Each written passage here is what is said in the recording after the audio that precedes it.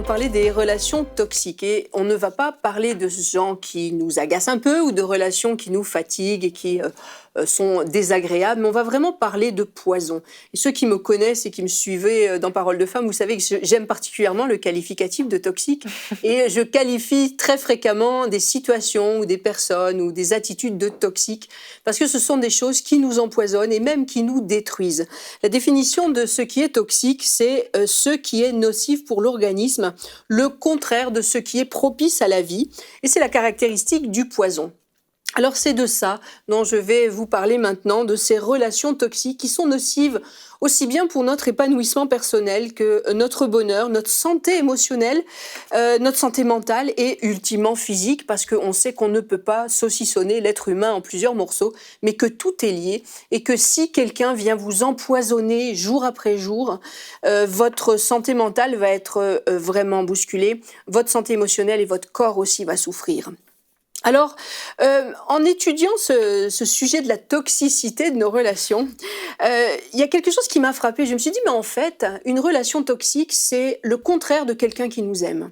Et j'ai repris la définition que nous donne Paul dans 1 Corinthiens 13.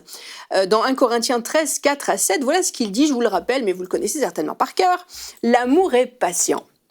Il est plein de bonté. L'amour n'est pas envieux.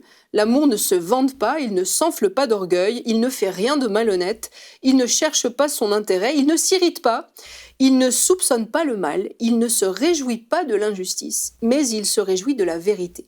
Il pardonne tout, il croit tout, il espère tout et il supporte tout. Alors je me suis fait un petit tableau et j'ai mis chacune de ces caractéristiques et le contraire dans la colonne de droite et je me suis rendu compte que c'était la parfaite définition de quelqu'un de toxique. Parce qu'à l'opposé, la personne toxique va se montrer envieuse, imbue de sa personne, malhonnête, manipulatrice. Elle va chercher son intérêt. Souvent, elle est centrée sur elle-même. Elle peut être dissimulatrice, rancunière, elle va soupçonner le mal, elle va être jalouse et ne rien supporter. Et vous voyez que si on prend chaque caractéristique de l'amour, on prend son contraire et on a la définition de quelqu'un de toxique.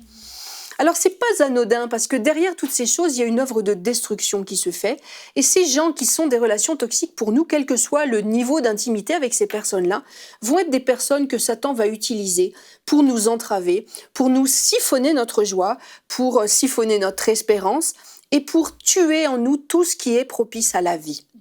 Une personne toxique, vous le savez si vous en avez déjà fréquenté, c'est quelqu'un qui va nous épuiser. Au lieu de nous faire du bien et de nous donner de l'énergie, de la joie, c'est quelqu'un qui va nous drainer. Et ces personnes détruisent notre foi, notre estime de soi, notre confiance et elles sapent notre morale.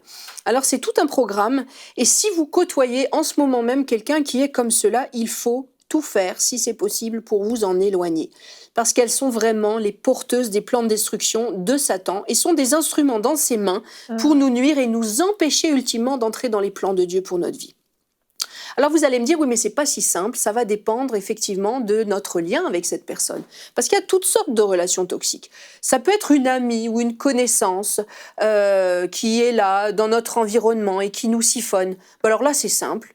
On va couper les ponts. Et c'est pas manquer d'amour, c'est se protéger. Et quelquefois, par un sentiment peut-être de générosité, on va dire non, mais je vais patienter, je vais montrer de la miséricorde. Alors oui, en théorie, c'est bien, mais quand ça vient nous détruire et nous siphonner la vie que Dieu met en nous, là, il y a autre chose que ça. Et il faut aller vraiment s'opposer à ces plans de destruction. Donc, on va simplement couper les ponts. On a la responsabilité de protéger la vie que Dieu a mis en nous. Et la vie, ce n'est pas simplement le souffle, c'est la joie, l'enthousiasme et l'esprit d'entreprise. Et si ces choses-là sont tuées par quelqu'un qui vous siphonne, eh bien, éloignez-vous-en. Si c'est un collègue de travail maintenant, il y a des collègues de travail qui sont pénibles, qui nous siphonnent, qui nous abusent même, et il va falloir les fréquenter coûte que coûte, ou alors changer de travail. Parce que ces personnes-là vont être de toute façon dans notre entourage et on n'a pas le choix de les fréquenter. Alors là, vous allez me dire, qu'est-ce que je fais ? Et moi, je vous dis, blindez-vous. Vous n'avez pas le choix.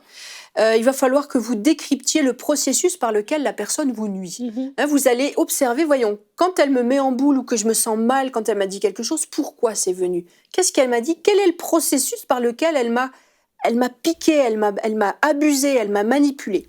Et une fois que vous avez compris comment elle procède, vous allez être beaucoup plus fort pour vous protéger. Et quand la situation se présente, vous allez rester de marbre en relativisant et en refusant de vous laisser atteindre par ce qu'elle vous dit ou ce qu'elle vous fait. Donc on va systématiquement repousser au nom de Jésus les paroles de destruction et on va refuser de les laisser entrer dans notre cœur. Maintenant, ça se complique un peu. Si c'est un proche, une mère, un père, un enfant adulte ou un petit ami, le lien est tellement intime parfois qu'il est difficile de se blinder parce que ces gens-là vont nous toucher par les émotions. Parce qu'on les aime, on est vulnérable à leur côté et ils vont avoir une autoroute pour nous blesser et nous manipuler.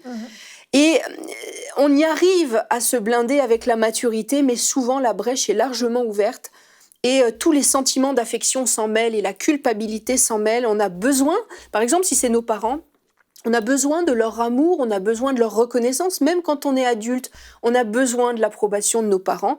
Et quand ces parents ont une attitude manipulatrice, abusive, humiliante, eh bien, ça va être très difficile de s'en détacher, même quand on est adulte. Alors, moi, j'ai tendance à dire, envisagez de vous éloigner. Et puis, priez pour que Dieu vous donne la sagesse, parce que ces gens-là aussi, il faut les amener au Seigneur. Donc, il y a vraiment un arbitrage délicat à faire. Parce que si je pars, par qui entendront-ils parler de Jésus? Il y a un témoignage qui ne sera plus. Si je reste, ils vont me détruire. Il faut que Dieu vous donne la sagesse, que vous soyez conduits par le Saint-Esprit pour savoir quoi faire. Quelquefois, on peut patienter des années et l'ennemi se sert de ces personnes-là pour nous empiler, nous mettre la tête dans le sable. Et là, il faut avoir la sagesse de dire « j'ai essayé, ils ont eu leur chance et le temps est venu maintenant pour moi de m'éloigner ». Si c'est un petit ami qui est toxique et que vous n'êtes pas encore marié, un petit ami ou une petite amie qui vous détruit et vous manipule, bah là c'est simple, fuyez. Et je n'ai qu'un conseil, prenez vos distances. Mais quoi qu'il en soit, si vous ne vous sentez pas assez solide pour tenir ferme, éloignez-vous. Si vous sentez que le Saint-Esprit vous pousse à rester pour être un témoignage et puis tenir ferme pour amener ultimement ces gens au Seigneur, et on en a vu même des très durs venir à Dieu, alors sachez devant Dieu et inspiré par l'Esprit de Dieu ce que vous devez faire. Mais ne vous mettez pas en danger parce que si ça vous détruit et siphonne la vie que Dieu a mis en vous, vous êtes en danger, alors éloignez-vous. Retrouvez la suite de ce programme dans l'émission Bonjour chez vous sur ENCI TV.